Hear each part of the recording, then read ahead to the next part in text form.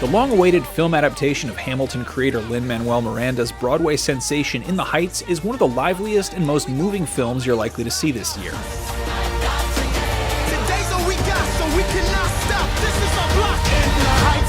It follows Usnavi, a bodega owner in Washington Heights with big dreams of reopening his father's bar in the Dominican Republic, but it really follows an ensemble of friends, family, and lovers living through what feels like the last days of a neighborhood being steadily lost to gentrification.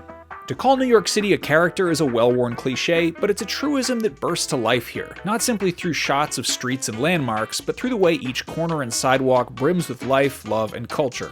Their neighborhood, made up of Dominican, Cuban, Puerto Rican, and a number of other Latin American cultures, faces the prospect of permanent change, as residents and businesses are being priced out. The characters are all either immigrants, first-generation Americans, or that in-between generation that immigrated when they were young.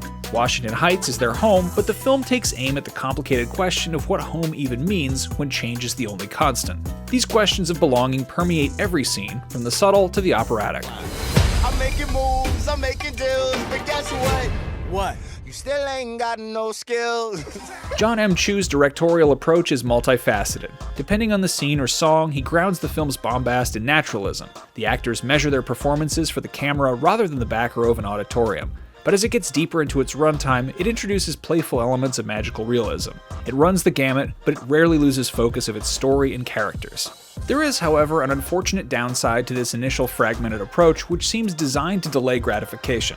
The first time the film feels big, the way you expect a Broadway musical to feel, is when the neighborhood gathers at a local pool. That particular song, 96,000, comes to life in a synchronized display in and around the water, but the result feels less like a story told through dance and more like the random shot selections of a pop music video. This fragmentation continues a little while longer, resulting in a stretch of the film that drags as it approaches the 1-hour mark. However, this brief dip in visual and narrative energy barely matters moving forward, as the film settles into a rhythm, both in its intimate moments and in its more vibrant, energetic dance scenes. At its loudest, In the Heights explodes with uncontainable energy. At its quietest, it becomes a reflection on memory and the connections that make up a culture, a story, and a history.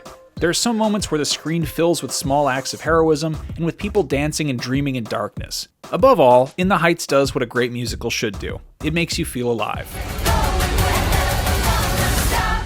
Voices shake and voices bellow in this film adaptation of Lin-Manuel Miranda's first Broadway hit.